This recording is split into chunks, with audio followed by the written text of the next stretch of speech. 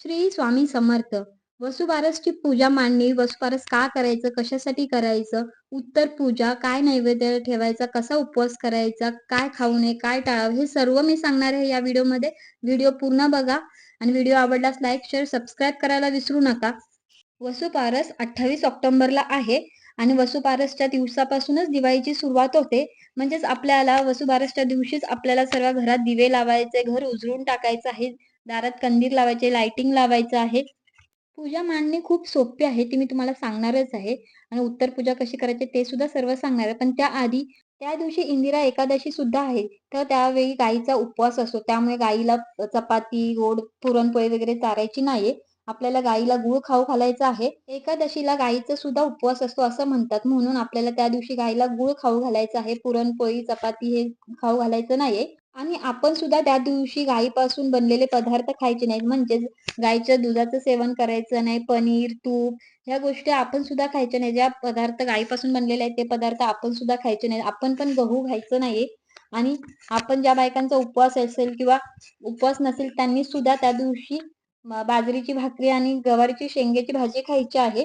तुम्हाला समजलंच असेल की त्या दिवशी इंदिरा एकादशी आहे तर गाईचा उपवास आहे तर गाईला काय खाऊ घालायचं आणि आपण काय खायचं आणि काय नाही खायचं ह्या गोष्टी तुम्हाला समजल्याच असतील. तर आता ही पूजा कशासाठी करते ते सांगते.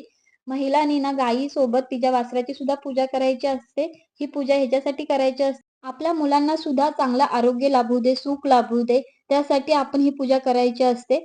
म्हणून महिलांनी ना गायीसोबत तिच्या वासराची पूजा करायची असते. ज्यांच्याकडे गाय आहे त्यांना तर माहितीच असणार आहे पूजा कशी करायची. त्यामुळे त्यांनी हा व्हिडिओ नाही बघितला तरी चालेल, पण त्यांच्याकडे गाय नाही, त्यांनी घरच्या घरी कशी पूजा करावी ते सांगणार आहे मी. आणि जर त्यांच्या जवळ गोशाळा असेल, गोठा असेल तर आवर्जून गोट्यात गोशाळेत जाऊन पूजा करा ही. पण हां, जाताना स्वतःची म्हणजे पूजा करताना स्वतःची काळजी पण घ्या. कारण की त्या दिवशी खूप जण येऊन गायीची सेवा करत असतात. त्यामुळे जरा गायीची अ, चिडचिड होईल किंवा गायी अंगावर येईल. त्यामुळे जरा काळजीपूर्वक तुम्ही सेवा करा. आणि गायीपाशी गेलात तुम्ही सेवा करायला तर पहिला आधी ना तुम्ही गायीच्या चारी पायांवर पाणी ओतून घ्या. पाणी ओता आणि हळद-कुंकू वाहा. त्यानंतर गायीला नमस्कार करा. गायीच्या अंगावरनं हात फिरवा आणि गायीला गूळ खाऊ घाला. उपवास असल्यामुळे गायीचा एकादशी आहे त्या दिवशी. आणि हे सर्व झाल्यानंतर गायीला ओवाळा. ओवाळून झाल्यानंतर गायीला ना 11 प्रदक्षिणा मारा. कारण गायीच्या पोटात 33 कोटी देवांचा वास आहे असं म्हणतात. त्यामुळे गायीला प्रदक्षिणा मारला ना 33 कोटी देवांना प्रदक्षिणा मारला असं होणार. त्यामुळे ही संधी सोडू नका. गायीला 11 प्रदक्षिणा माराच तुम्ही. ज्यांच्याकडे गोशाळा नाही, गोठा नाही जवळपास त्यांनी घरच्या घरी गाई आणि वासराची पूजा करा आपल्या मुलाबाळांसाठी, मुलांच्या आरोग्यासाठी, सुखासाठी. तुम्ही ही पूजा देवघरात केली तरीही चालेल किंवा देवघरात जागा नसेल तर बाजूला देवघराच्या केली तरीही चालेल. पूजा करणारे जिथं वेगळी पूजा मांडणार असेल तर जिथं पूजा करणार तिथं स्वच्छ पुसून घ्या. रांगोळी काढा. रांगोळीवर हळदी-कुंकू वाहा.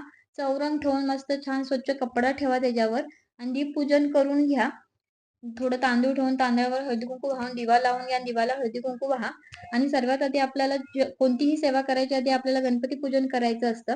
तर गणपतीच्या मूर्तीवर अभिषेक करून घ्यायचा. 11 वेळा अभिषेक घालायचा आणि ओम गण गणपती नमः या मंत्राचा जप करायचा आहे. विड्याची पानं घ्यायची. विड्याची पानं नसतील तर आंब्याची पानं घ्या. अभिषेक घालून झाल्यावर आंब्याच्या पानावर मी थोडं तांदूळ ठेवलं. त्याच्यावर हळदी-कुंकू वाहिलं. त्यावर गणपतीची मूर्ती ठेवली. गणपतीला हळदी-कुंकू वाहिलं. गणपतीला हळदी-कुंकू वाहताना म्हणायचं, "हे गणपती देवा मी तुम्हाला हळदी-कुंकू वाहते. हे गणपती देवा मी तुम्हाला फूल अर्पण करते. हे गणपती देवा मी तुम्हाला अक्षता अर्पण करते." म्हणून गणपती बाप्पांची पूजा करायची. आणि त्यानंतर आपल्याला बाळगोपाळ कृष्णाची स्थापना करायची आहे.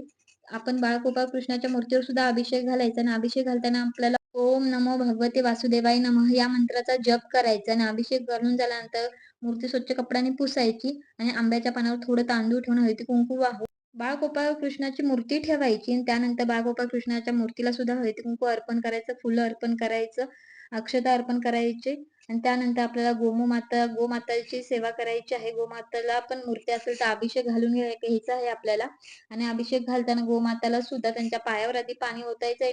नंतर चारी पायावर पाणी वाहून घ्यायचं. नंतर अंगावर त्यांच्या पाणी वाहायचं आहे. म्हणजेच अभिषेक घालायचा आहे ना. अभिषेक घालताना आपल्याला ओम नमो भगवते वासुदेवाय या मंत्राचा जप करायचा आहे किंवा ओम गोमाता नमः या मंत्राचा जप केला तरीही चालेल.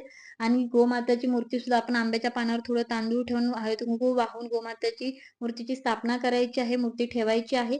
गोमाताला हे हळदी-कुंकू अर्पण करायचं, फूल अर्पण करायचं, अक्षता अर्पण करायच्या आणि त्यानंतर आपल्याला सर्व देवांना नैवेद्य अर्पण करायचं आहे.